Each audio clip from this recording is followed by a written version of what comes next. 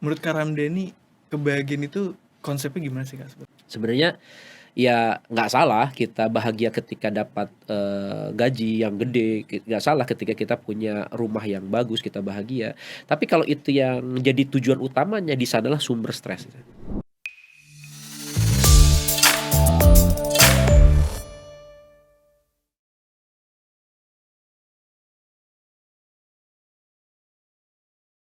Kak Ramdhani. Halo Pandu. Assalamualaikum. Waalaikumsalam. Apa kabar nih Kak? Baik, Pandu gimana? Alhamdulillah baik. Secara Alhamdulillah. spiritual, mental dan juga Asik. fisikal. Asik.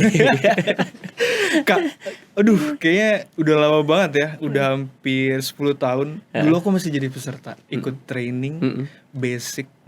Dan itu berkesan banget sih buat aku. Dari anak SMA yang baru lulus, masuk kampus, langsung di training waktu itu 3 hari sama Kak Ramdhani. Dan itu banyak banget insight-insight dan materi-materi yang benar-benar eye opening. Bahkan sampai sekarang aku masih inget. Dan aku tahu kenapa begini-begitu fenomena itu terjadi, karena dasar itu gitu Kak. Nah kalau Kak Ramdhani sendiri, Kak Ramdhani kan sering bawain training nih. Berarti sekarang aktivitasnya apa aja nih Kak? Mungkin boleh diceritain Kak. Tapi saya mau komen dulu ya. Yuk. Kamu nanya sama saya gitu ya. Tadi pernyataannya 10 tahun yang lalu. Jadi makin sadar saya makin tua gitu. Waktu cepet banget ya. Iya. Dan saya makin sadar juga ketika ngelihat anak saya udah SMA sekarang gitu ya. Oh, iya. Jadi wow, saya sudah tua. Tapi walaupun sudah tua, rambut kayak gini masih boleh kan, Du? Boleh dong, boleh. Tadi nanya ya aktivitas. Ya karena memang saya trainer, jadi alhamdulillah aktivitas saya masih training dari satu tempat ke tempat yang lain. Cuman mungkin bedanya gini, Du. Kalau dulu kan 10 tahun yang lalu ya, salah satunya itu kan lebih banyaknya training tentang karakter building gitu ya. Dan saya memang dulu spesifikasinya ngisinya banyaknya mahasiswa gitu ya, terus remaja gitu. Nah tapi sekarang seiring tadi dengan usia juga, saya lebih sering juga sekarang ngisi tentang leadership. Jadi kan sekarang di ISQ itu bukan hanya sekedar karakter building, tapi juga ada yang lain-lainnya ya. Salah satunya adalah leadership. Nah yang menarik gini, Du. Jadi kalau training di leadership ini memang ada yang tentang manajerial dan sebagainya. Tapi saya di beberapa waktu terakhir ini sering ngisi justru permintaannya itu ngajarin leader-leader untuk tidur loh. Tidur. Emang mereka bukan manusia Kak? Mereka robot atau gimana? Manusia lah. Iya. Cuman kan gini ya, sebelum kita training kan biasanya kita ada induction ya. Induction itu ngobrol dulu lah sama PIC-nya gitu. Nanya kebutuhannya mereka apa gitu ya. Apa yang bikin mereka gak bisa tidur. Terus masalahnya apa gitu. Jadi pas saya induction, salah satunya adalah kenapa kok mereka minta leadernya diajarkan untuk tidur. Ternyata ada fenomena makin tinggi jabatan gitu ya, menjadi makin mereka jabatannya makin meningkat, justru mereka makin nggak bisa tidur gitu. Dan kalau saya gali lagi ya, emang kenapa? Ternyata ya karena memang pressure gitu ya, makin tinggi jabatan sebenarnya bebannya makin gede kan. Tanggung jawabnya kan makin banyak gitu. Apalagi kalau misalkan yang mereka bawahi makin banyak juga gitu. Dan ya akhirnya mereka karena banyak beban, mungkin stres juga yang makin meningkat, ya membuat ya mereka nggak bisa tidur gitu. I see. Itu berarti gimana Kak? Maksudnya Kak Ramdhani mendelivernya itu kan juga bagian dari mental health ya? Ya. Karena manusia itu kan bukan hanya physical health, dan itu sebenarnya saling berkaitan kan antara mental health dan juga physical health. Sama sekali nggak bisa dipisahin kan, dan sama sekali nggak bisa dianggap mana lebih tinggi mana lebih rendah, itu setara. Nah itu gimana tuh Kak deliveringnya ke mereka leader-leader yang mungkin bisa dibilang mereka dalam kondisi yang mungkin unbalance atau gimana?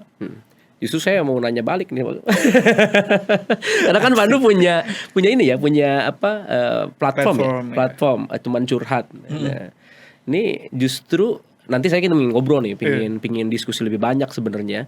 Ya kalau dalam POV saya gitu ya, ketika membawakan itu ya kan ya tidur itu kebutuhan gitu ya.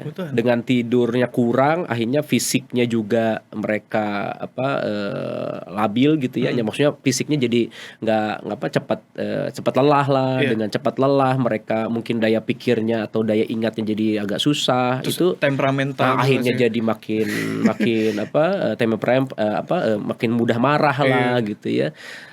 Ya itu yang mungkin kenapa dipesankan trainingnya adalah tidur gitu ya. Nah cuman ya saya pingin tahu juga nih sebenarnya fenomena ini apakah memang fenomena hanya sekedar pimpinan gitu ya, yang kalau pimpinan udah jelas ya. Jadi kan di era hari ini yang kadang-kadang rapat bisa malam loh, Iya. ya dengan Zoom gitu, nggak bisa nolak loh. Kalau dulu kan saya lagi di rumah nih, nggak bisa ke kantor, ya udah selesai. Sekarang lebih nggak ada batas nggak ruang ada dan batasan waktu. nih. Kalau misalkan subuh kita misalkan lagi ada hal yang penting, buka laptop gitu. Sayanya lagi di Garut nih, ya selama ada sinyal kan harus bisa gitu ya. Itu yang membuat mereka akhirnya makin banyak gitu ya tekanannya, mereka nggak bisa lepas dari pekerjaan mereka, akhirnya stres. Cuman ya kalau leader kan kelihatan lah ya pressure-nya seperti itu. Nanti kita ngobrol lagi lah tentang soal tidurnya. Tapi saya penasaran dulu nih, sebenarnya fenomena stressful gitu ya, tekanan mental ini kan di platformnya udah berapa lama sih? Pertama kali rilis tuh 2 Januari 2021. 2021 ya. Berarti udah 4 tahun lebih lah ya. Iya, 4 tahun jalan 5 lebih tahun. nih. Nih ada gak sih leader yang juga curhat ke sana, tapi yang paling banyak apa? Mungkin kita lihat dari sisi jam dulu ya, peak hour ya. Justru di teman curhat itu emang peak hournya jam 21 ke atas. Bahkan kita sering dapat sesi itu, kadang masih ada juga agent yang aktif itu di jam 2, di jam 3 dan itu rame. Jam 2-3 apa? Pagi, Oke. waktu Indonesia Overthinking. Hah? Iya. Kan 2 subuh. Iya, 2 subuh. Jadi Kan mereka telepon. enggak, kadang chat doang. Oh, chat. Iya, kita pernah lihat itu ada history yang paling cukup mind blowing itu, dia ngelakuin sesi curhat di jam 3 pagi. Wow. Tapi itu Ramadan sih. Tapi intinya jam peak hour-nya itu waktu Indonesia Overthinking itu startnya sebenarnya dari jam 22 sampai jam 1 pagi. Serius deh. Kalau Indonesia overthinking itu maksudnya gimana? Jadi orang tuh gini Kak, kalau misalkan pimpinan tuh dia nggak bisa tidurnya karena produktif kan. Nah tapi banyak juga orang di luar sana yang nggak bisa tidur bukan karena produktif, tapi karena emang nggak bisa tidur. Bisa dibilang insomnia. Dan dia bingung mau ngapain. Akhirnya banyak yang kayak doom scroll sosial media. Banyak yang melakukan aktivitas-aktivitas lain, termasuk salah satunya curhat, cari teman gitu. Lonely based activity kalau kita bilangnya. Jadi orang nggak bisa tidur itu bisa jadi karena memang sibuk banget gitu ya. Iya. Ya kalau pimpinan mungkin karena sibuk banget itu ya, tuntunan pekerjaan. Tapi bisa jadi karena memang nggak ada kerjaan gitu. Nggak ada kerjaan. Kita sering sebutnya juga lonely based activity. Jadi kayak aktivitas-aktivitas yang dilakukan berdasarkan kesepian. Jadi mereka butuh untuk mencari teman, butuh untuk mungkin cerita, butuh untuk curhat. Itu justru peak hour-nya di jam-jam segitu. Oh iya? Berarti sebenarnya peluang juga ya kalau saya sekarang ngisi trending leader nggak bisa tidur, sebenarnya banyak juga kali remaja, anak-anak muda yang nggak bisa tidur juga ya? Banyak. Itu udah jadi kayak apa ya, bagian dari gaya hidup ya gitu.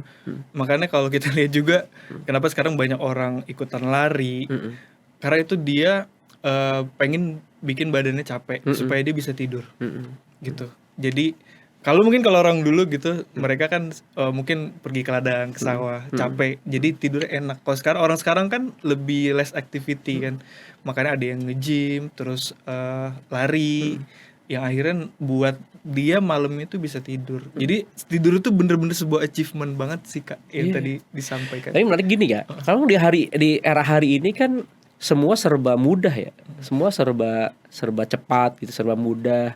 Dan ya anak muda zaman sekarang kan memang mereka juga karena semua serba mudah, serba cepat, ya kerjanya pun banyak yang dia nggak usah jalan gitu ya. Maksudnya kan ya tadi ya kita bicara usia lah ya, udah jauh lah ya. Jadi kalau generasi saya dulu awal-awal masuk kerja itu saya harus jalan dulu. Saya kan dulu ngekos dulu. Jadi saya dulu kan saya orang Garut kan, ya. Terus saya kuliah di Bandung, terus saya kerja waktu itu masuk ke ISQ di Jakarta ya. Itu langsung ngekos kan. Dari kosan itu ke kantor harus pakai baju, harus jalan gitu kan. Jadi sebenarnya nggak usah lari kayak anak zaman sekarang pun udah fisik sih udah capek udah gitu ya, capek. apalagi pas kerjaan kan. Habis itu kan anak zaman sekarang dia kerjanya di rumah gitu ya, kalau nggak di kafe gitu. Itu yang mungkin membuat secara fisik geraknya kurang, akhirnya tidurnya kurang. Benar. Atau ada orang yang mungkin dia dia sudah mungkin dapat warisan dari orang itu kan. Benar, udah terlalu di comfort zone. Tapi itu bahaya ya. Bahaya. Karena akhirnya dia nggak gerak gitu ya. Nggak gerak dan ya sebenarnya kalau dari sisi kekuatan fisik ya itu jadi melemah gitu. Apalagi dia kalau misalkan makannya makan yang sembarangan, junk food lah ya. Junk food, makan yang dia nggak peduliin kalori dan segala macamnya itu. Sebenarnya semua keterkaitan Kak, physical health, mental health. Sama yang lainnya tuh nggak bisa dipisahin. Jadi kalau misalnya kita ngomongin tadi nggak bisa tidur atau apa, kalau kita gali lebih dalam case-case yang curhat itu ternyata ya dia less activity, terus dia makannya juga. Kenapa sih kamu misalkan, atau bahkan sebaliknya kerjanya tidur mulu gitu. Ada juga itu kan juga jadi salah satu simptom ketika dia misalnya mengalami depresi. Depresi itu either dia nggak tidur dalam beberapa hari atau dia sebaliknya kebanyakan tidur. Dan sebaliknya dia nggak bisa makan sampai akhirnya GERD, atau sebaliknya kebanyakan makan. Saya setuju sih. Jadi memang ya Tuhan menciptakan manusia itu seimbang sih ya. Jadi tidurnya memang harus pas, makannya harus pas gitu. Jadi yang menarik justru ketika dia kurang gerak, akhirnya nggak susah tidur juga ya. Tapi ketika dia kebanyakan tidur juga akhirnya dia lemes juga gitu ya. Gitu. Kebanyakan makan juga gitu, tapi kurang makan juga gitu ya.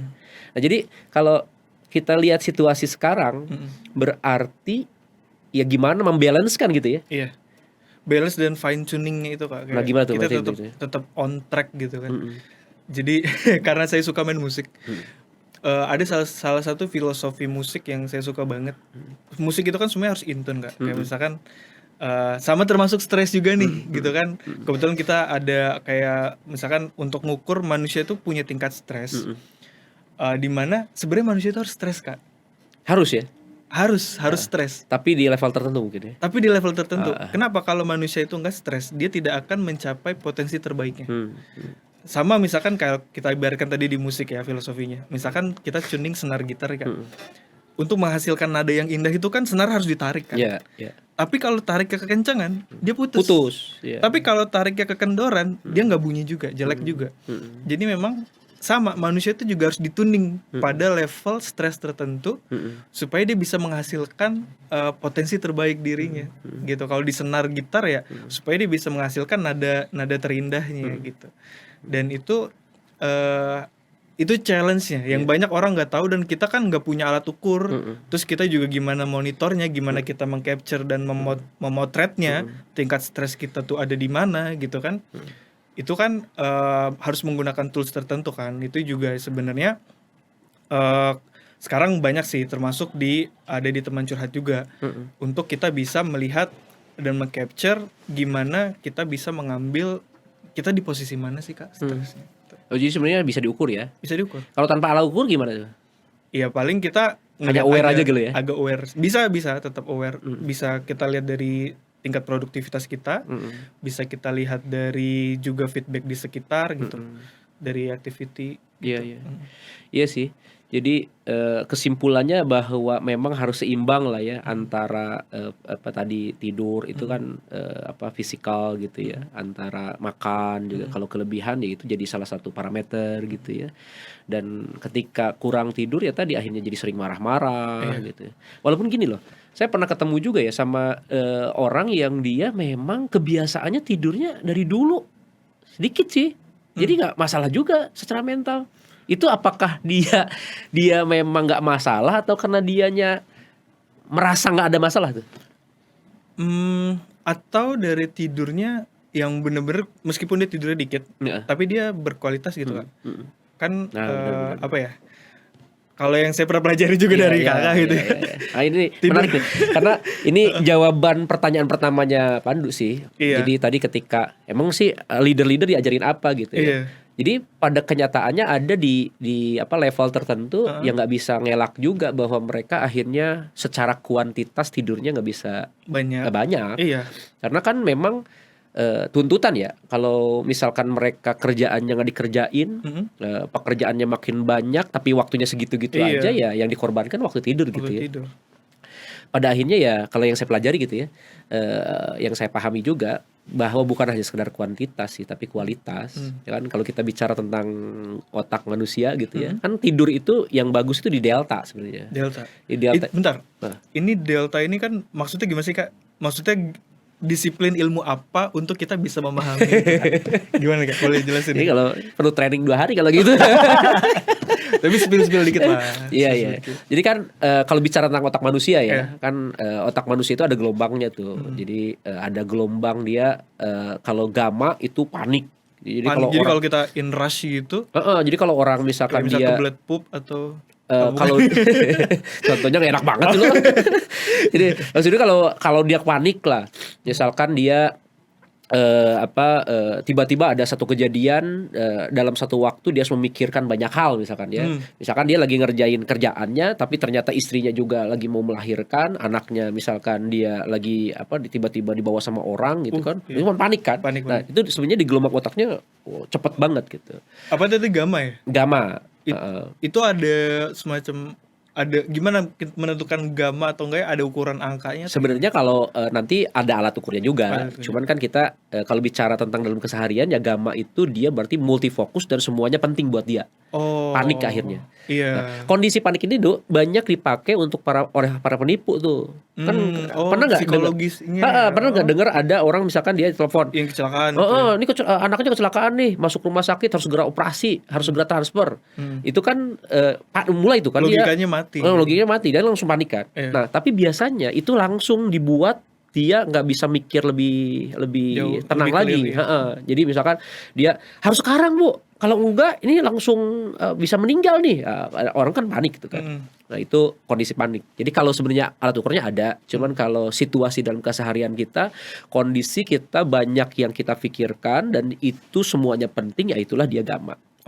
Terus turun tuh, ada setelah gamma itu adalah beta. Kalau beta itu dia multifokus, banyak yang dipikirkan, tapi ya nggak penting-penting banget sih keseluruhannya gitu. Bisa dibilang overthinking gitu ya? Overthinking itu di gamma sebenarnya. Di gamma. Jadi kalau beta itu dia, ya saya di sinilah sama Pandu, tapi ya kepikiran juga sih, cucian di rumah belum diangkat. Nggak mindfulness ya? Nggak mindfulness. Jiwa raganya di sini, tapi jiwanya nggak tahu di mana. Iya, pikirannya nggak tahu kemana-mana. Nah itu dia beta. Nggak here and now ya? Bener. Nah kalau kemudian turun lagi alpha. Nah alpha itu udah single fokus tuh. Ya saya di sini nih sama Pandu. Saya bener-bener nih menyimak, mendengarkan apa yang Pandu sampaikan gitu ya. Nah ini orang-orang di teman curhat yang nerima curhat-curhat tuh harus alpha tuh. Ya, good listener. Iya, kalau nggak bisa menyelesaikan masalah nanti. Bener. Nah ada juga turun lagi. Jadi setelah dia tadi gamma, alpha, terus theta. Nah kalau theta ini sebenarnya bagus banget buat sugesti gitu ya. Cuman dia kondisinya udah merem gitu. Makanya ini dipakai oleh para hipnoterapis tuh, untuk menterapis orang. Jadi untuk bisa masuk ke pikiran bawah sadar seorang, kemudian kita bisa membantu untuk merilis misalkan trauma di masa lalu dan sebagainya. Oh jadi kalau misalkan seseorang itu berperilaku, misalkan perilakunya A gitu ya, itu ada kaitannya sama pikiran bawah sadar gitu? Iyalah. Karena dan kan itu bisa direprogram gitu? Bisa. Jadi kan pikiran manusia itu kan secara garis besar ada pikiran sadar, bawah sadar gitu ya. Yang di bawah sadar itu ya itu yang mungkin dia pernah lihat, pernah dengar, merasakan di masa lalu. Itu bisa jadi ada suatu traumatik gitu ya. Traumatik yang sangat mendalam ya nggak bisa diselesaikan hanya sekedar pikiran sadarnya saja yang kemudian ayo tenang kan kadang-kadang gitu ya. Kalau misalkan ada orang yang dia sudah dalam kondisi stres tertentu kemudian dibilang tenang. Kalau yang di bawah sadarnya nggak diselesaikan ya nggak selesai. Nah, jadi itu diselesaikannya di theta sama para hipnoterapis. Tapi di alpha pun bisa dengan ngobrol, tapi yang mindful gitu ya, yang benar-benar fokus gitu. Nah, kalau bicara tentang tidur tadi ya, itu ada di gelombang delta harusnya. Kalau delta itu deep sleep, tidur tanpa mimpi. Nah, itu sebenarnya kalau kita dalam fenomena deep sleep, tidur tanpa mimpi di delta itu walaupun hanya 5 menit, badan kita seger banget tuh. Oh iya, itu ini disebut take a nap gitu ya. Bener. Oh, I see. Jadi yang saya ajarkan kepada para leader-leader tentang tidur itu bukan kemudian 8 jam tidur gitu trainingnya. Kalau itu nanti mereka akan bayar saya. Taking time juga ya, habis buat tidur. Tapi ngajarin gimana teknik-teknik tidur yang efektif, walaupun hanya 5 menit, atau dia misalkan kerjaannya banyak gitu ya, sampai dengan jam 1 dia harus bangun lagi jam 3, tapi jam 3 itu dia bisa seger badannya. Nah, itu kan harus ada kemampuan bagaimana mengelola gelombang otaknya sampai ke delta. Karena secara naturalnya gelombang otak ke delta itu ya kalau 6 sampai dengan 8 jam. Jadi kalau 6-8 jam itu kan otak manusia itu dari mulai dia awalnya mungkin dia dia beta gitu ya, multifokus, dia mulai turun ke beta gitu ya, dia kemudian ke theta, baru ke delta. Jadi secara naturalnya 6-8 jam itu harusnya ya orang itu ngerasain tuh yang namanya deep sleep. Iya. Tapi ketika dia punya tidurnya hanya 3 jam, hanya 4 jam, kemungkinan untuk sampai ke deltanya jadi makin kurang kan. Jadi makin sedikit waktunya makin kurang. Makanya harus ada ilmunya gitu ya, harus ada keterampilannya bagaimana menurunkan gelombang otak gitu. Nah, jadi yang saya ajarkan itu bagaimana sih kita bisa mengendalikan gelombang otak. Gelombang otak tuh langsung loh, napas itu langsung loh connect ke gelombang otak. Oh iya. Gimana tuh Kak misalkan? Teknik pernapasan. Coba sekarang aja coba, Pandu. Coba gimana? Ya, duduk, coba ya. Tarik napas. Tahan. Lepaskan. Enggak usah manyun juga kali. Biasanya natural aja kali. Natural aja. Nanti kan prakteknya kan mau tidur mau gitu. Natural aja. Ya, napas biasa kita aja, napas biasa. Tapi buangnya pakai mulut atau pakai hidung? Ya, ini banyak versi sih ya. Ada yang bilang bagusnya pakai mulut, ada yang bilang pakai hidung. Kalau saya sih termasuk orang yang setuju ya natural aja. Sebenarnya kalau kita ngikutnya naturalnya manusia gitu ya, ya hidung napas dari hidung, kemudian keluarkan dari hidung, nanti kan enak nanti dalam melaksanakannya juga gitu. Jadi kalau menurut saya sih mendingan tarik napas dari hidung, tahannya di perut, pernapasan perut, baru keluarkan dari hidung lagi. Coba. Tarik, tahan, lepaskan, rileks, santai, tenang. Tarik napas lagi, tahan, lepaskan. Udah, cukup dulu. Nanti kalau sesi belajar tidurnya nanti. Tapi apa yang dirasakan Pandu ketika nafasnya itu diatur gitu? Maksudnya kita secara aware ya, secara sadar gitu. Sadar napas udara masuk dari hidung, kemudian ada di perut, keluar. Apa yang Pandu rasakan? Yang pertama aku rasain sih itu kayak I put back myself gitu. Kayak aku dapat kontrol diriku lagi. Kayak kadang kan misalkan kita lagi duduk gini tuh kadang ya bener tadi kita nggak mindfulness, misalkan pikiran kita di mana, jiwa kita di mana, raga kita di mana. Tapi kalau ketika kita secara sadar bernafas, bahkan tadi nafas pun kita nggak sadar kan kalau kita lagi nafas. Begitu kita kontrol lagi kayak sini lo balik lagi gitu. Kayak kita sepenuhnya dapat kontrol lagi sama diri kita. Itu sih yang aku rasain. Jadi kayak kayak I put back myself gitu. Makanya kan sekarang lagi rame ya tentang mindfulness gitu ya. Saya sih memahami mindfulness itu ya kondisi kita menyadari melakukan sesuatu gitu. Tadi kan saya sempat cerita juga ya tentang pikiran sadar bawah sadar ya. Kadang kita sendiri nggak tahu loh yang apa di bawah sadar kita. Benar nggak? Bener banget sih Kak. Banyak orang nggak aware, nggak sadar. Sesimpel kayak misalkan nih kita lagi di ruang training atau di ruang kampus gitu kan, mau nanya, ayo ada yang mau nanya nggak? Itu pasti kebanyakan ke orang Indonesia itu tuh semua terdiam. Nggak ada yang langsung set gitu kan. Padahal secara sadar dia pingin nanya sebenarnya. Tapi di bawah sadarnya ngerem. Kan itu yang terekam kan. Nah, jadi kalau saya sekarang memahami bahwa mindfulness itu ya kita melakukan sesuatu dalam kondisi sadar gitu. Termasuk kan bernafas itu kan dikendalikan bawah sadar kan. Ya, kalau kita tadi nggak lakukan simulasi kayak barusan ya, mungkin kita juga ya nafas sih, cuman kan ya refleks aja gitu. Kayak tadi angkat tangan ketika di kelas gitu ya. Ya refleks aja gitu. Nah, jadi mindfulness itu kondisi sadar. Nah, menariknya gini, ketika kita melatih diri untuk senantiasa sadar melakukan sesuatu, ya kita bisa menentukan apa yang baik untuk diri kita gitu. Yes, dan itu dia yang bisa buat kita jadi versi terbaik kita ya. Iya. Maksudnya gini Kak, tadi bicara soal sadar dan bawah sadar itu berarti bisa kita artikan orang yang sehat mentalnya itu adalah orang yang gak terbelenggu sama pikiran bawah sadar ya. Yes, betul. Dia terbebas dari trauma-trauma atau program-program negatif Iya. di pikiran bawah sadar. Iya. Jadi untuk mencapai versi terbaik dirinya secara sehat mental, kan orang yang sehat mental itu dia berani, bisa beraktivitas, bisa sadar. Itu bisa dibilang orang yang sehat mental itu yang gitu ya, yang terlepas dari apapun yang membelenggu dia di bawah sadar. Jadi dia yang mengendalikan dirinya gitu ya. Karena tadi kita kan kadang nggak tahu apa yang di bawah sadar kita kan. Bisa jadi sebenarnya apa yang di bawah sadar kita itu dibangun dari mulai kita kecil. Which is kita kan nggak tahu waktu kecil kita pernah mendengar apa, mungkin teman kita pernah ngatain kita, pernah ngebully kita, pernah ngatawain. Sebenarnya nggak berani maju ke depan gitu, nggak berani nanya karena takut salah, takut dimarahin. Ya teman kita juga mungkin nggak maksud juga kayak gitu ya. Cuman apa yang terekam di bawah sadar kita itu yang kitanya diketawain, diledek. Padahal sebenarnya teman kita juga waktu itu maksudnya bukan ngeledek juga. Nah itu kan masuk gitu ke bawah sadar kita. Nah kalau kita sehari ini akhirnya dikendalikan oleh bawah sadar kita, ya bisa jadi akhirnya hal-hal yang tidak perlu itu yang mengendalikan kita gitu. Iya, itu dia. Harusnya di kelas angkat tangan aja sebenarnya nggak apa-apa juga. Justru dosennya senang kalau kita angkat tangan, akhirnya nggak angkat tangan gitu. Nah kalau kaitannya dengan sekarang ya, kenapa kok ada fenomena anak-anak zilenial gitu ya, ya katanya kayak generasi strawberry gitu yang mudah stres. Ya mungkin apa yang dilihat, didengar, dirasakannya lebih banyak loh Nuk daripada zaman-zaman saya. Iyalah, karena kan era informasi terbuka banget ya. Iya. Bahkan kalau dulu mungkin trauma itu mungkin didapatkan dari lingkungan rumah atau sekitar dan aja. itu kan sedikit ya. Maksudnya ya bisa kita ukur lah ya. Iya, gitu. Maksudnya lingkupnya tuh paling satu kampung Satu gitu kampung. Iya, kamu juga nggak akan semua interaksi kan. Iya. Iya. Tapi kalau sekarang pernah denger ini gak sih Kak? Di TikTok tuh ada yang viral, marriage is scary. Apa tuh? Sorry ya, kita generasi tua aja kadang-kadang baru nggak tahu.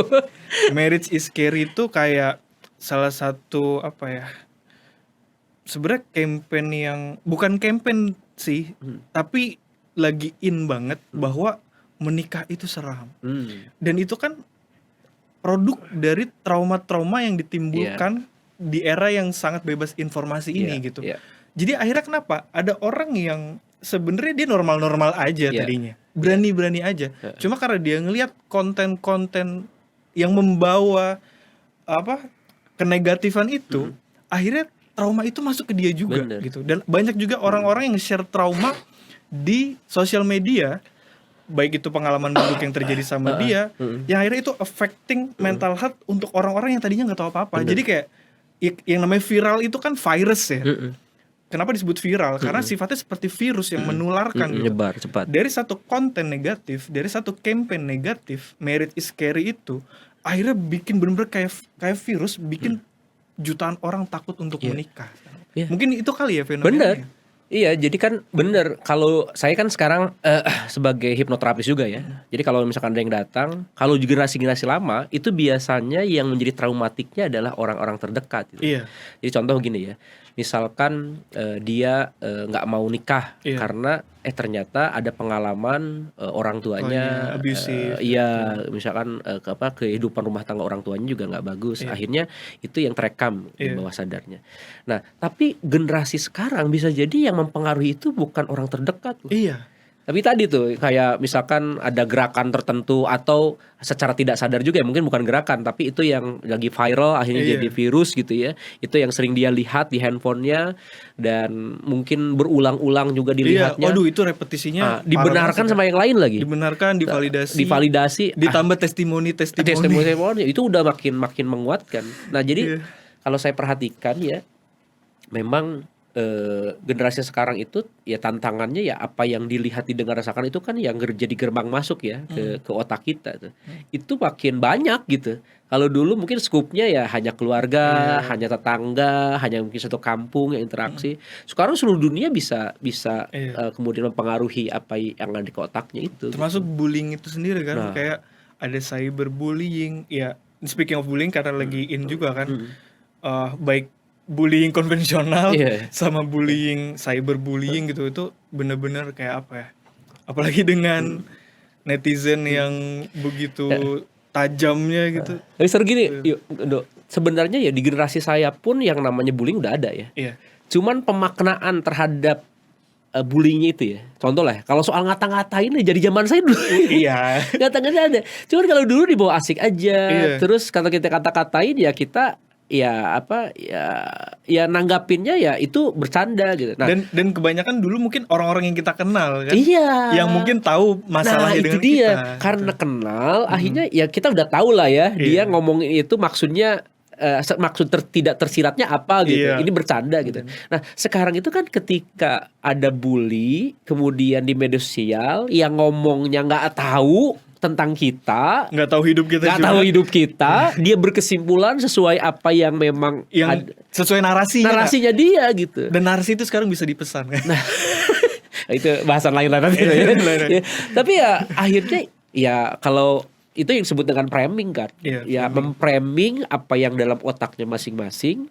Dan kalau misalkan mentalnya juga ya orang terdekatnya juga tidak terlalu kuat ya untuk membentengi, akhirnya itu yang jadi dirinya dia gitu. Nah, ini menarik nih Kak. Speaking of mental health. Kan di era yang kayak gini nih Kak, di mana semua orang yang minum ya. Oh emang enggak, sok. Kayak boleh juga nih. Udah turun kali ampasnya. Sorry ya gua agak gini. Baru dari pantai. Oh, dari pantai. Ya, kirain kurang tidur Kak. Tidur dulu Kak. Kalau soal tidur gue udah punya kemampuan sih. Siap. Delta. Cuman kena angin pantai sudah seusia ini jadi agak-agak. Berarti perlu ngajak yang muda Kak. Maksudnya mau diajak gitu. Iya betul. Ya balik lagi obrolan kita. Gimana? Iya, jadi speaking of mental health, apalagi di era yang sekarang siapapun bisa masuk ke dalam hidup kita, bahkan orang-orang yang gak pernah kita kenal, akun-akun fake yang gak tahu hidup kita tuh kayak gimana. Tapi itu kan bisa affecting mental kita nih Kak, dalam berselancar di dunia digital, berselancar di sosial media. Ya mungkin kadang juga termasuk kita bisa juga jadi pelaku nih, tiba-tiba ketika ada sesuatu narasi yang di framing, terus kita geram, kita gatal, akhirnya kita jadi pelaku tuh. Tapi kita mungkin bahas dari sisi untuk diri kita dulu nih. Gimana kita membentengi, ini kan Kak Ramdhani expert, bisa dibilang tadi ya, mungkin disiplin ilmunya tentang pikiran sadar dan bawah sadar. Dimana itu kan rawan banget Kak untuk dimasukin dari apa yang kita lihat, kita dengar dengan rasakan di sosmed.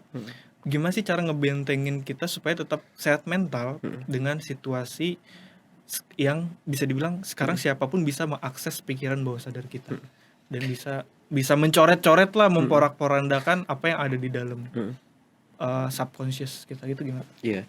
Secara umum sih tadi sebenarnya solusinya yang tadi kita udah obrolin, kita harus sering dalam kondisi mindful, sadar ketika melakukan sesuatu. Ya contoh ya, ketika kita mau komen, misalkan ada yang viral gitu ya.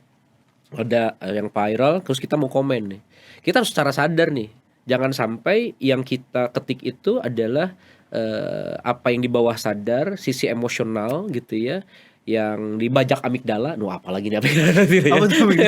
Jadi di otak itu ada amigdala yang dia ngebajak gitu. Kalau dibajak akhirnya yang di bawah sadar yang muncul. Kalau kita misalkan nggak mindful, nggak sadar apa yang kita ketikkan ya diserahkan pada bawah sadar, bisa jadi yang diketikkan itu kan sebenarnya yang kurang cocok, kurang pas.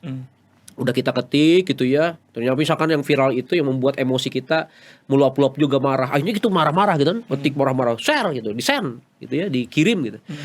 Pas satu titik orang kemudian sadar, yang gua tadi kirim itu sebenarnya nggak pas loh, nggak enak loh. Kalau kita sudah mulai sadar tuh ya, tapi kan di era sosial media sekarang nggak bisa kita tarik kan ya. Bener. ya mungkin kita bisa take down, tapi kan sudah mulai di capture sama yang lain, Iya. sudah mulai nyebar kemana-mana. Udah, kalau udah terlanjur seperti itu kan jadi repot. Nah maka kuncinya adalah kita memang harus sadar ya, dalam ketika bermedia sosial kita harus sadar, ketika kita berinteraksi dengan yang lain kita pun harus kondisi mindful. Bahkan kan akhirnya kita pun harus melatih juga makan mindful gitu. Iya, itu Makanya sering kan- banget. Saya juga sering banget sih makan sambil main HP. Nah, kan kalau misalkan zaman dulu makan itu di meja makan gitu ya. Saya lah sama keluarga saya dulu gitu ya, sama ayah sama ibu di meja makan. Kemudian kita nanya dulu nih, si Teteh lagi kemana? Kok nggak ada makan malam? Kan akhirnya kita jadi pada aware kan. Iya. Siapa yang nggak ada. Kemudian pas misalkan makanannya agak keasinan, kita komen sama ibu kita. Kan kondisi seperti itu membuat chemistry di antara keluarga makin kokoh. Sekarang kan fenomenanya makan sambil nonton gitu ya, main Drama kalaupun Cina, sekarang drama Cina. lagi hype ya. Iya.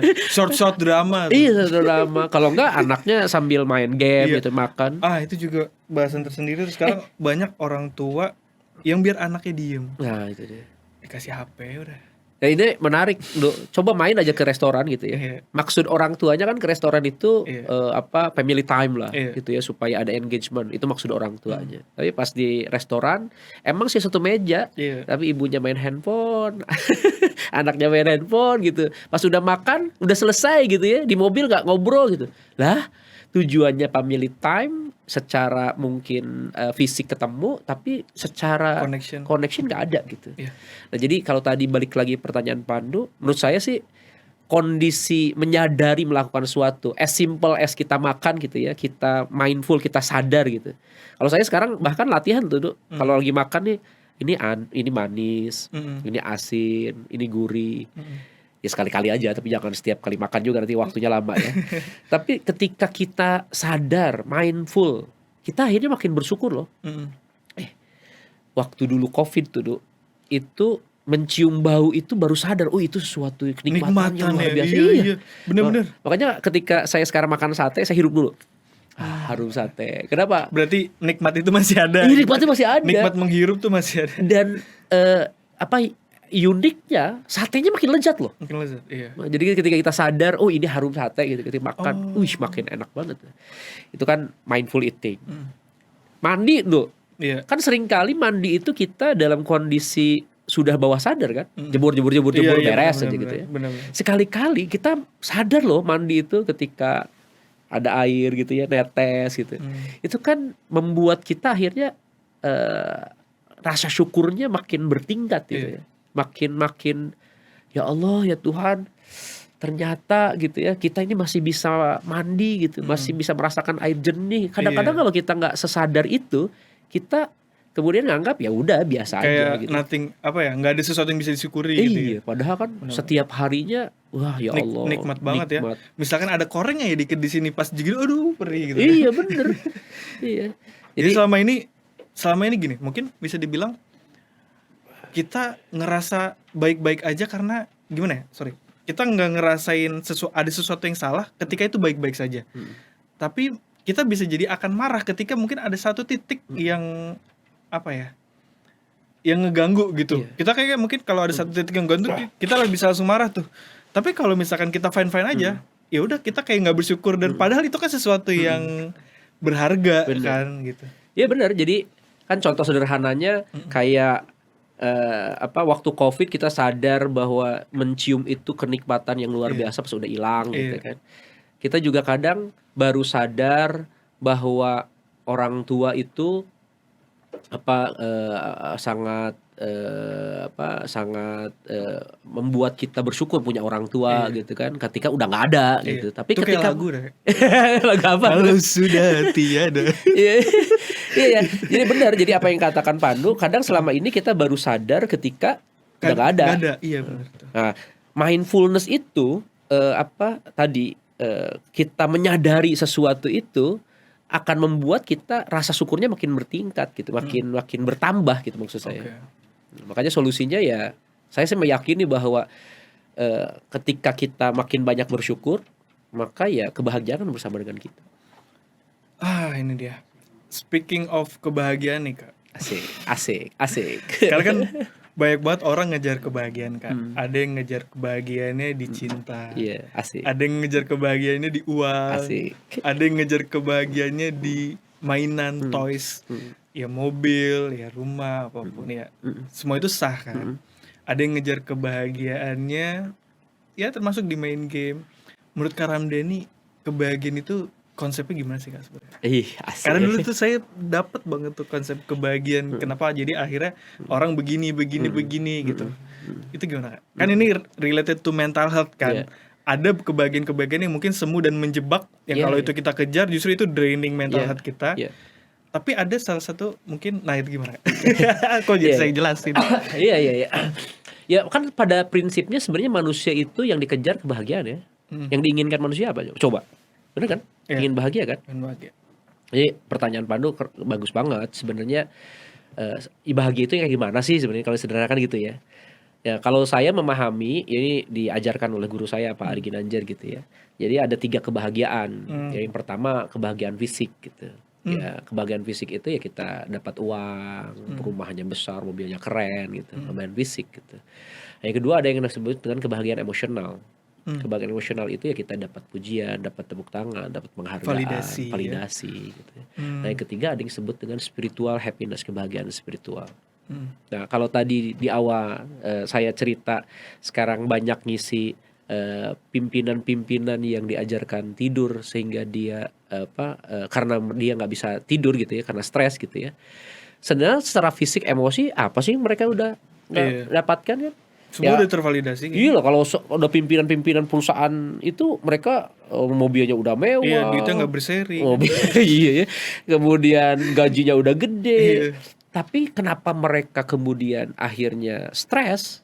Karena mereka nggak menemukan kebahagiaan dari rumah yang besar itu, dari mobil yang keren itu gitu. Jadi sebenarnya ya nggak salah kita bahagia ketika dapat gaji yang gede, nggak salah ketika kita punya rumah yang bagus kita bahagia. Tapi kalau itu yang jadi tujuan utamanya, di sanalah sumber stres, di sanalah sumber isu mental itu. Ini kayak ada sebuah retorika atau ironi ya, ketika kita mengejar kebahagiaan justru mengejar itulah yang buat kita makin bahagia gitu. Jadi kalau yang kita kejar hanya fisikal dan emosional, itu kan yang membuat akhirnya kita nggak pernah puas terus, dan sampai di sebuah titik kita akan menyadari lah gue selama ini ngejar yang salah loh gitu. Kalaupun misalkan dia dapat ya, misalkan dia dapat gitu apa yang dia cari secara fisikal emosional, tapi dia akan tersadar bukan ini loh gue cari, tapi udah terlambat, akhirnya stres juga. Tapi kebanyakan justru dalam prosesnya pun udah stres gitu. Karena mati-matian kan. Iya mati-matian. Karena ingin kejarnya fisikal, akhirnya dia mengorbankan kebahagiaan yang sungguhnya gitu ya. Disangkaannya fisikal itu yang membuat bahagia, ketika udah kecapai itu ternyata bukan itu, stres juga gitu. Yang dikejar itu adalah pujian, tepuk tangan, wah mati-matian untuk dapat pujian, dapat tepuk tangan. Kalau misalkan nggak dapat, akhirnya stres juga. Nah, makanya dan misalkan udah kebangun nih reputasinya, itu salah langkah dikit aja bisa langsung membangun reputasi bisa puluhan tahun, tapi hanya butuh 5 menit buat habis. Itu yang kemudian akhirnya banyak kasus bunuh diri kan. Kenapa? Karena dia yang jadi orientasinya, jadi tujuannya, kebahagiaannya hanya sekedar fisikal emosional, sehingga sudah lama dia kumpulkan dalam waktu. Kan yang namanya fisikal emosional bisa sirna begitu saja gitu. Kalau misalkan itu yang menjadi utamanya, ya akhirnya dia bunuh diri gitu. Dan itulah sebabnya kenapa pentingnya spiritual itu.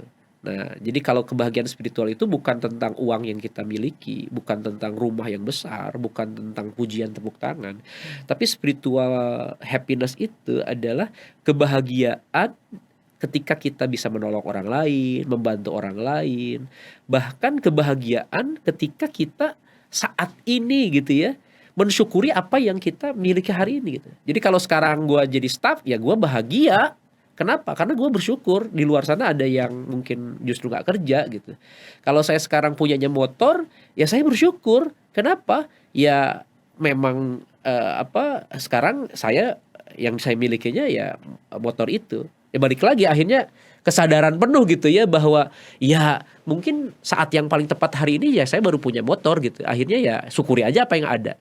Tapi menarik gini tuh, ketika kemudian kita mensyukuri apapun yang terjadi pada kita hari ini, bahkan yang menurut pandangan orang lain itu sebenarnya nggak bisa disyukuri gitu. Contoh misalkan sakit gitu ya, tapi kita bersyukur gitu. Kita sakit gitu. Itu justru akan membuat kita jadi lebih cepat sembuh gitu ya. Kalau kita misalkan sekarang bersyukur, saya bersyukur punya motor, akhirnya tapi karena bersyukur saya menikmati motor itu, akhirnya kerjanya jadi semangat, nggak ngeluh gitu. Akhirnya kan prestasi pun meningkat, pendapatan makin banyak, kemungkinan untuk dapat upgrade jadi mobil pun jadi besar gitu. Artinya gini, kalau yang diutamakan itu spiritualitas, yang diutamakan itu adalah rasa syukur yang besar, kemudian kita semangatnya membantu menolong orang lain, saya sangat yakin secara fisik dan emosi akhirnya dapat juga. Karena dia kondisi menikmati apapun yang ada pada dia pada saat itu gitu. Takdir baik dan buruk. Takdir baik dan buruk. Apa well organized principle. Asik, masih ingat. Berarti lulus lu.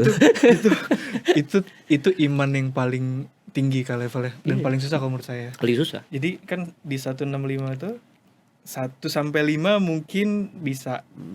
Tapi di 6 ini nih yang mungkin orang juga banyak yang enggak bisa terima takdir baik dan buruk, kode dan kode itu. Makanya kan kalau looping dia baliknya ke satu lagi kan kalau saya belajar tuh. Bener.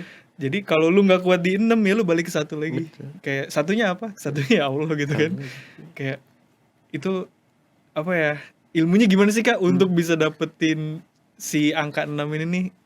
Si tadi takdir baik dan buruk. Karena itu kan related to mental health juga dan related banget, nggak bisa dipisahin. Fun fact-nya gini, mudah diucapkan, sulit dijalani. Jadi kan kalau secara ucapan itu kuncinya 2 aja. Syukur dan sabar. Ya, jadi ketika kita diuji dengan sesuatu yang mungkin tidak sesuai dengan harapan kita kan pinginnya sehat ya. Terus kita sakit, ya sabarlah. Kita kan pinginnya uangnya banyak, ternyata gajinya kecil, ya sabarlah. Tapi ketika kita mendapatkan apa yang kita inginkan, jangan lupa untuk bersyukur.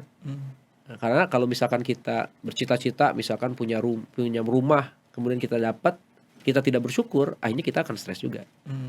Nah, jadi kunci kehidupan ini 2 itu aja, ya sabar dan syukur. Kan enak ya kalau diucapkan.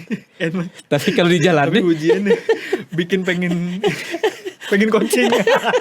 Tapi kalau jadi kalau diucapkan enak banget gitu. Iya, insyaallah. Coba perlu apa pengalaman? Ini kan kita ngobrol ya, bro. Kalau misalkan bicara tentang well organized principle gitu ya, takdir baik dan buruk. Apa sih pengalaman hidup Pandu nih yang berat banget, tapi kan sekarang udah beres ya lah ya. Sebenarnya nggak berat banget sih, cuma bikin sempet sedih waktu itu. Gimana tuh? Ketika saya waktu itu mau masuk dari SMP ke SMA, ada satu sekolah favorit yang saya incar banget, tapi saya gagal untuk masuk itu. Kayak kok gue udah berusaha mati-matian, les kurang apa, belajar kurang apa, tapi kok nggak dapet gitu, dan kalahnya sama orang-orang yang tanda kutip lu nggak seharusnya di situ gitu, harusnya gue yang di situ gitu. Terus kenapa gitu kan? Ya akhirnya kalau orang yang mungkin belum belajar ilmunya, dia pasti blaming, entah blaming siapapun, termasuk blaming yang di atas gitu kan. Pada waktu itu kamu blaming juga? Enggak. Oh enggak ya. Enggak dong. Sudah tahu ilmunya ya. Belum juga. Oh belum juga. Terus gimana tuh? Tapi pokoknya yang saya tahu dia nggak boleh di blaming aja. Gitu ya. Iya. Nah, itu mungkin karena sudah tertanam di bawah sadar. Kita nggak tahu ya. Mungkin orang tuanya Pandu atau dulu gitu ya. Itu yang pop up. Nah, yang menarik kan kalau yang di bawah sadarnya itu belum ada itu. Yang di memory banknya itu belum ada tuh tentang kesabaran, tentang kesyukuran. Yang muncul apa coba? Akhirnya blaming temennya lah, blaming keluarganya lah, bahkan blaming kepada Tuhan lah gitu kan. Tapi kalau diperhatiin, kalau saya masuk sekolah itu belum tentu saya ada di sini. Nah, jadi kayak akhirnya baru ketahuan tuh sequentialnya by the time gitu kan. Indeed mankind are in loss gitu. Jadi kayak ternyata itu dia. Kadang mungkin kita sumbu pendek kali ya Kak ya, melihat ujian ini kok kayaknya nggak baik buat kita, hasilnya nggak sesuai. Tapi ternyata di ujung sana oh ternyata ini jalannya, pathnya. Dan kadang manusia nggak punya kesabaran itu untuk bisa melihat cahaya di ujungnya. Makanya jadinya depresi, stres. Jadinya ketika dia mendapatkan sesuatu yang tidak sesuai dengan keinginannya saat itu, tanpa bersumbu panjang, akhirnya kayak gitu, Kak. Iya benar. Jadi kadang kalau bersabar, justru apa yang waktu itu berat gitu ya, itu menjadi kenangan indah yang bahkan terus diceritain kan. Ini pengalaman saya pribadi juga. Jadi waktu saya dulu, kalau kamu kan dari SMP SMA ya. Kalau saya dari SMA kuliah tuh. Oh iya. Nah, jadi saya waktu dari SMA ke kuliah itu ada kampus favorit gitu ya. Setiap kali tryout masuk terus. Pas kenyataannya nggak masuk tuh. Akhirnya saya masuk ke kampus yang bukan favorit ya, waktu itu. Dan sempat tuh waktu itu ya stres lah ya. Sempat akhirnya masuk gitu ya, dan menjalani sesuatu yang nggak disukain gitu. Coba lu tebak deh. Gua S1-nya dulu jurusan apa? Apa ya? Sekarang kan trainer ya, jadi coach. S1-nya apa coba? Kalau sekarang kan mungkin bidangnya lebih di komunikasi. Komunikasi ya. Banyak yang nyangka saya itu lulusan S1-nya komunikasi, kalau nggak manajemen lah ya, karena sekarang yang banyak ngisinya tentang leadership, tentang public manager. speaking kan. Padahal saya teknik elektro tuh. Elektro. Jadi amplitudo gitu. Jadi saya stres loh. Karena bukan jurusan yang saya ingin, bukan kampus yang saya ingin. Ini nggak talent based nih. Iya benar. Makanya saya sering ceritain tuh ya. Iya. Tapi ya syukur alhamdulillahnya mungkin yang di bawah sadarnya sudah terekamnya ya, jalanin aja gitu ya. Walaupun ya akhirnya tidak dinikmatin gitu. Sehingga cerita ya lulus lah ya. Lulus. Tapi jujur hari ini itu menjadi sebuah kenangan yang kalau ditanya pengalaman apa yang di masa lalu yang itu sangat berharga gitu. Yaitu ketika saya menjalani sesuatu yang bukan kemudian apa yang saya suka, apa yang saya inginkan, tapi saya bisa selesai gitu. Nah, jadi ketika saya sabar menjalaninya, kemudian setiap detiknya bersyukur, akhirnya ya saya sampai ke titik ini. Dan betul kayak kata Pandu tadi, seperti apa yang Pandu sampaikan, akhirnya ya Allah, saya bersyukur pada waktu itu saya tetap di sana menyelesaikan semuanya gitu. Dan ya akhirnya kita baru bisa lihat the big picture-nya itu kan. Karena kan kita ya itulah makanya kan akhirnya si 6 sama 5 nyangkut nih, Kak. 5 itu kan gimana kita. Tapi ini kalau bicara 5 ya mungkin harus training 3 hari kali. 5 itu kan sa'i ya. Sa'i itu kan kayak kita nggak tahu arah mau kemana kan. Yang penting kita lari gitu kan. Jadi selagi kita menerima takdir baik dan buruk, tapi kita harus lari nih supaya kita bisa lihat big picture-nya si Sang Maha Pencipta ini mau kemana sih arahnya gitu kan. Dan itu yang banyak banget orang nggak bisa lihat dan nggak bisa sabar di sekarang, yang akhirnya affecting mental health mereka. Gitu. Ya balik lagi sih Du, kayaknya sih kalau secara bahasa sederhananya ya kuncinya tadi sabar sama syukur aja sih. Sabar sama syukur. Nah cuman tadi ada orang yang mungkin di bawah sadarnya sudah rekam tentang sabar syukur, sehingga ketika ada kejadian tertentu yang membuat akhirnya yang di bawah sadarnya yang harus mengendalikan itu yang muncul. Tapi kan tidak semua orang kayak gitu ya. Jadi ada orang yang mungkin di bawah sadarnya tidak terekam hal tersebut, karena yang dilihat, didengar, dirasakannya bukan tentang sabar dan syukur. Nah maka solusinya apa? Ya kita nggak bisa nyalahin juga apa yang pernah kita lihat, dengar, rasakan waktu dari kecil sampai dengan sekarang kan. Kan kita juga nggak tahu mau lahir di mana kan. Iya, kita di lingkungan seperti apa. Dan bahkan mungkin juga bukan keinginan orang tua kita juga, bukan keinginan orang-orang sekitar kita juga gitu ya. Ya balik lagi ya mungkin takdirnya seperti itu. Nah kalau bicara takdir kan udah itu di luar kontrol kita ya. Nah sekarang apa yang dalam kontrol kita? Yang dalam kontrol kita ya kalau kita nggak tahu apa yang di bawah sadar kita, ya setidaknya ketika kita sekarang bertindak, sekarang ketika kita melakukan sesuatu, ya usahakan senantiasa dalam kondisi sadar. Itulah mindfulness. Mindfulness ya. Jadi ya kuncinya sadar, hadir, present, dan tapi diiringi dengan sabar dan syukur. Iya. Makanya kan tadi untuk melatih kesyukuran, ya latih juga lah ketika makan kita sadar, jalan ketika jalan gitu ya. Jadi kalau misalkan kita ke sekolah atau ke kantor sering jalan, selama ini kan kadang-kadang ya naturally aja, artinya secara bawah sadar aja kita jalan gitu. Iya.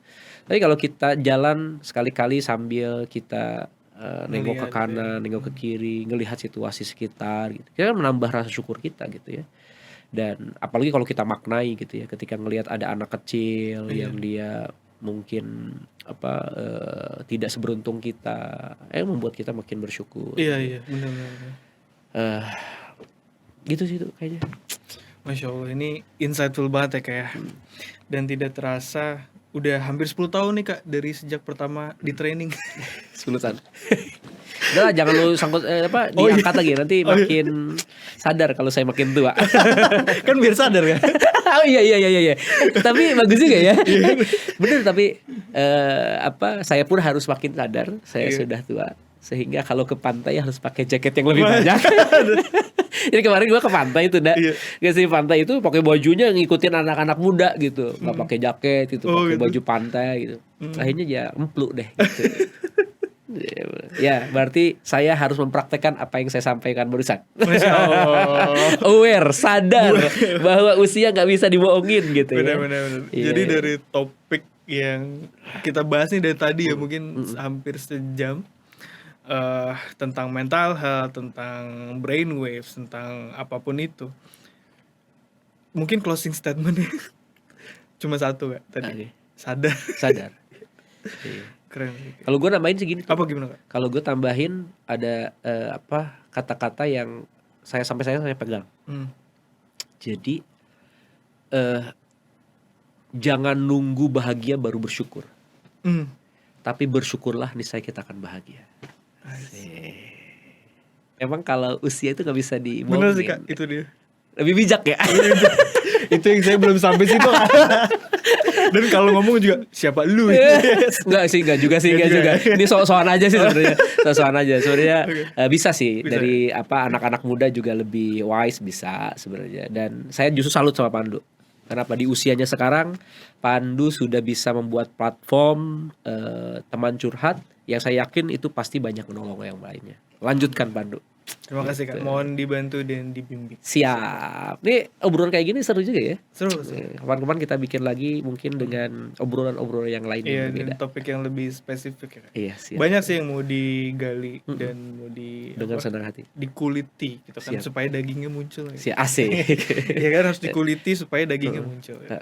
Siap. Terima kasih banyak Sama-sama Kak Dani. Pandu, thank you so much. Stay happy, stay healthy, Amin. physically, emotionally, spiritually. Amin. Begitupun Pandu. Ya, yang baik-baik buat Pandu semuanya. Amin. Terima kasih Kak. Siap. Sampai ketemu lagi. Siap. Assalamualaikum. Waalaikumsalam.